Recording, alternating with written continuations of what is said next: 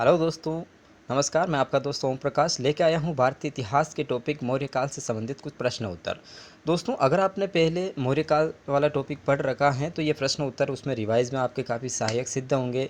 और अगर अब आप ये टॉपिक पढ़ना चाहते हैं या पढ़ रहे हैं तो भी ये प्रश्न उत्तर आपके लिए काफ़ी सहायक सिद्ध होंगे। तो चलिए स्टार्ट करते हैं। पहला प्रश्न। दोस्तों, पहला प्रश्न है, बिंदुसार ने विद्रोहियों को कुचलने के लिए अशोक को कहाँ भेजा था? तो इसका सही उत्तर है तक्षशिला। बी सही उत्तर है, तक्षशिला। बिंदुसार का जो सबसे बड़ा पुत्र था उसका नाम था सुसीम, और सुसीम को ही नियुक्त कर रखा था तक्षशिला में। लेकिन तक्षशिला में जो विद्रोह हुआ था उसे दबाने में सुसीम असफल सिद्ध हुआ। तब बिंदुसार ने अपने दूसरे पुत्र अशोक को इस विद्रोह को दमन करने के लिए भेजा और अशोक ने यहाँ पर विजय प्राप्त की थी। चलिए दूसरा प्रश्न देखते हैं। चाणक्य का अन्य नाम था? तो इसका सही उत्तर होगा विष्णुगुप्त। चाणक्य को विष्णुगुप्त के नाम से भी जाना जाता था। और इसी के साथ चाणक्य का एक और नाम था कौटिल्य, जो कि चाणक्य की कुटिल बुद्धि होने के कारण इसको कौटिल्य के नाम से भी जाना जाता था। अगला प्रश्न है,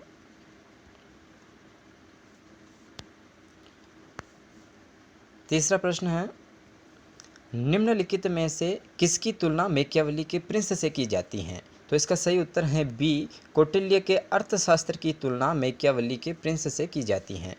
दोस्तों, मैकियावेली का जो ग्रंथ था उसका नाम था प्रिंस, और इसमें जिस प्रकार की राजनीतिक नीतियों एवं शासन प्रशासन का वर्णन था, ऐसा ही वर्णन हमें भारत में कौटिल्य के अर्थशास्त्र में देखने को मिलता है। इसीलिए इन दोनों ग्रंथों की तुलना की गई है।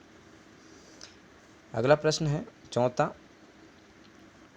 वह शासक कौन था जिसने राज सिंहासन पर बैठने के लिए अपने बड़े भाई सुसीम की हत्या की थी? तो इसका सही उत्तर है ए, अशोक। अशोक ने राज सिंहासन पर बैठने के लिए अपने बड़े भाई सुसीम की हत्या की थी। दोस्तों, बिंदुसार का जो सबसे बड़ा पुत्र था उसका नाम था सुसीम। तो नियमानुसार सुसीम को ही राजा बनना चाहिए था, लेकिन सुसीम में वो योग्यता नहीं थी जो कि एक भावी राजा में या एक अशोक में जो योग्यता थी वो योग्यता भी सुसीम नहीं रखता था। इसीलिए बिंदुसार का एक प्रधानमंत्री था राधागुप्त, जिसकी सहायता से अशोक सुसीम की हत्या करके स्वयं राजा बन जाता है। अगला प्रश्न है,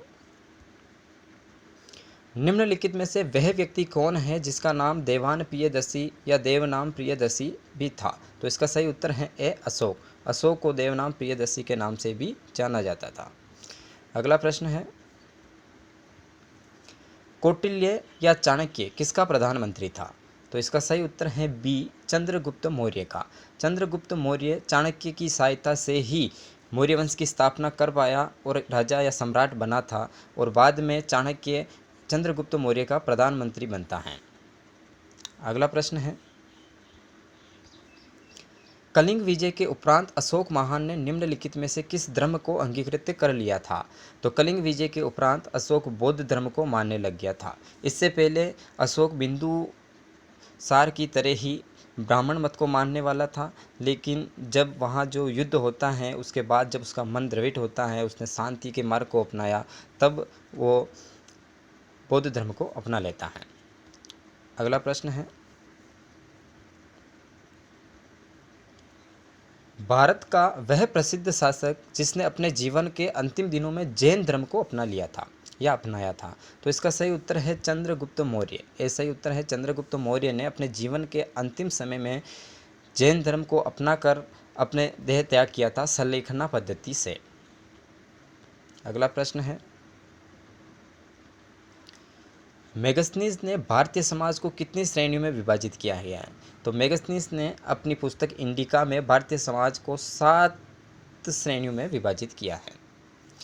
अगला प्रश्न है, 10वां, मौर्य साम्राज्य में प्रचलित मुद्रा का नाम क्या था? दोस्तों, अलग अलग साम्राज्य या अलग अलग शासकों ने अपने अलग अलग सिक्के जारी किए हैं। तो मौर्य काल में जो प्रचलित मुद्राएं थी उसे पर्ण के नाम से जाना जाता था, पर्ण कहा जाता था। अगला प्रश्न है, 11वां, मुद्रा राक्षस का लेखन निम्न में से कौन है? मुद्रा राक्षस जो पुस्तक है इसका लेखक कौन है? तो इसका लेखक है विशाखदत्त। विशाख दत्त ने मुद्रा राक्षस लिखी और मुद्रा राक्षस मौर्य शासकों के जानने समझने और उसके बारे में जानकारी प्राप्त करने में एक महत्वपूर्ण पुस्तक सिद्ध हुई है। अगला प्रश्न है, नंद वंश के पश्चात मगध पर किस राजवंश ने शासन किया था? तो नंद वंश के पश्चात मगध पर मौर्य वंश ने शासन किया था। चंद्रगुप्त मौर्य ने नंद वंश के अंतिम शासक गणानंद को पराजित करके या उसकी हत्या करके मगध में मौर्य वंश की स्थापना की थी। अगला प्रश्न है 13वां,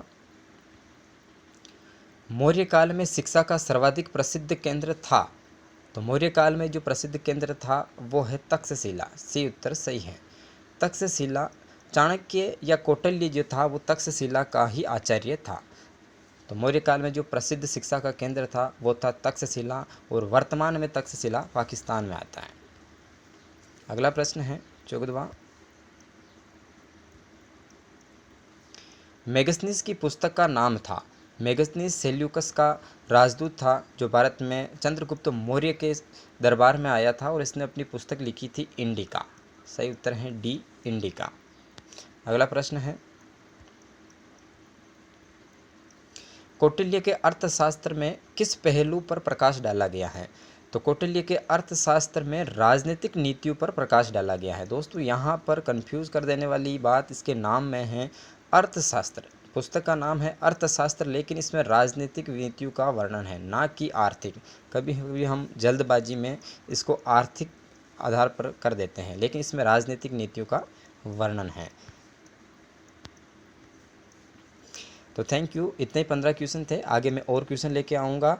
अगर आपको ये वीडियो अच्छा लगा, ये प्रश्न आपको अच्छे लगे तो आप इस वीडियो को लाइक, कमेंट और सब्सक्राइब करें। धन्यवाद।